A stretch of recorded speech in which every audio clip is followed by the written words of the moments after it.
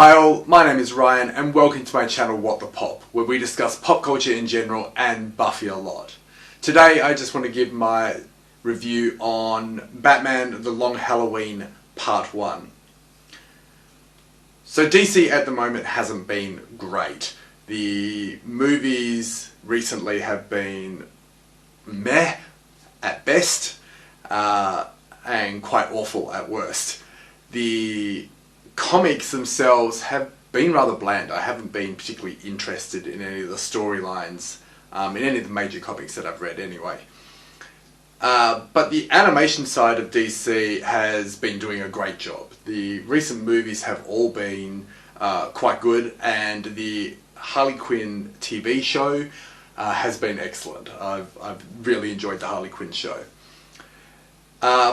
But the animation side hasn't always gotten it right. You've had recent ones like the Justice Society World War II, which I thought was excellent, and I didn't expect it to be. Based on the previews for it, I thought it was going to be another fairly meh story coming from DC, but it turned out to be a really well-written, very character-driven story. The only character in that show that didn't really have any major development was Jay Garrick's Flash, but everyone else went through quite a lot.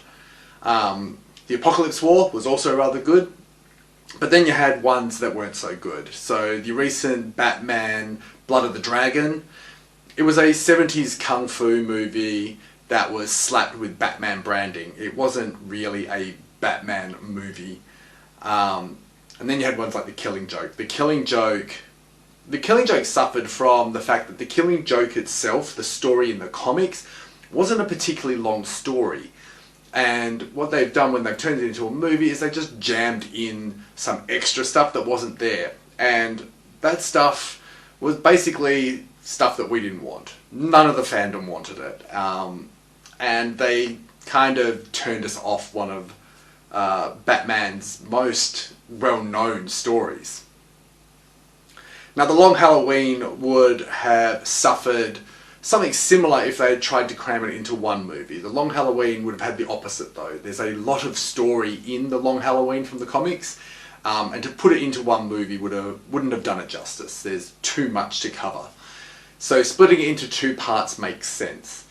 And here what it's enabled them to do is go into some things with more depth, some things that were either only hinted at in the story or only given a panel or two in the comic.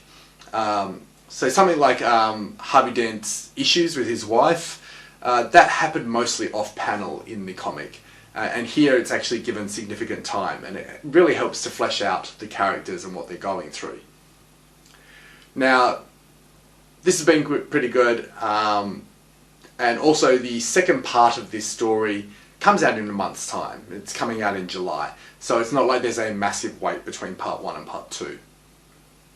So let me first admit something. I'm not a huge Batman fan.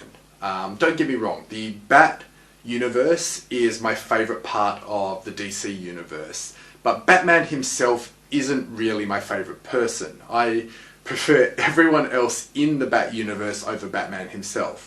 He has the best sidekicks and the best rogues gallery in all of DC.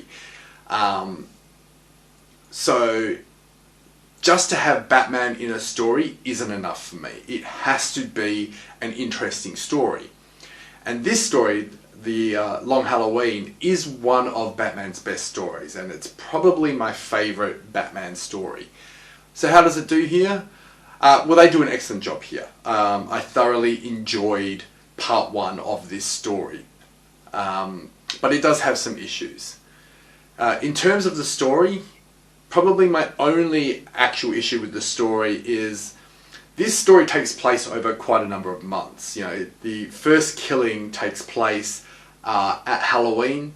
There's another one that happens at Thanksgiving, and another one at Christmas. So they're going over a couple of months, but there's no indication of that time period. There's no nothing that tells you that we're now, 4 weeks ahead and another 4 weeks ahead.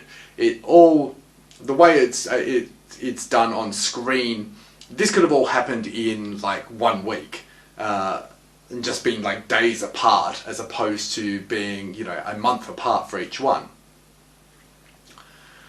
But that's my only issue with the story. In terms of the art style here is excellent. It's never going to be as good as the comic. The Long Halloween had a really gritty art style to it, and they can't really convey that in the animation style. But the animation style here very much reminds me of the Batman animated show. It's probably the closest that the movies have got to that style. And I really enjoyed that series, and I really enjoy that style. It's got nice, thick, strong black lines that really make it quite bold. It's the same style that they used in the Justice Society for the last movie, and it works really well here. The only issue I have with some of the animation is that some of it is rather robotic.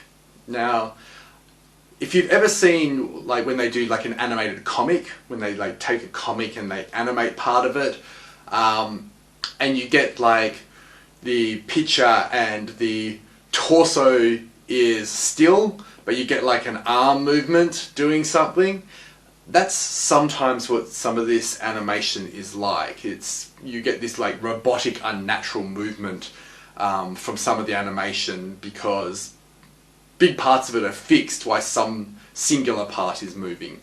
And it's distracting in that it's noticeable, because for the most part it's not like this, and so when it does happen, it's particularly noticeable.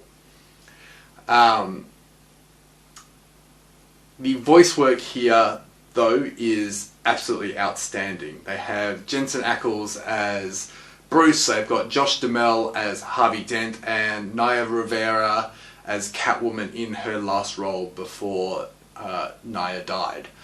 And they are all excellent here.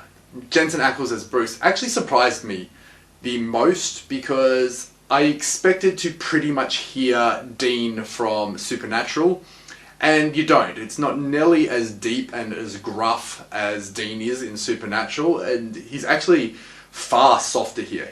He still has that deepness and gruffness to it, but it's nowhere near to the extent I would be.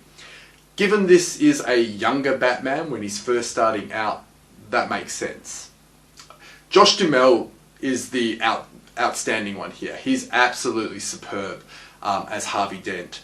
Now, Josh Duhamel has appeared in heaps of things that I've seen recently. So I recently watched Love, Simon before the season 2 of Love, Victor came out. He appeared in season 2 of Love, Victor. Then saw him in Jupiter's Legacy, which I thought was excellent and didn't get a second season, which is a shame. And now he's in this, and honestly, out of all of them, I actually think this is his best work.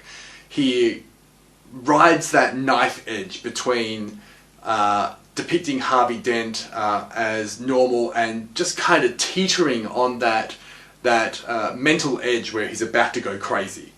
And he conveys it quite well. That kind of manic descent is depicted here excellently. I couldn't pick anyone better to have voiced Harvey Dent here.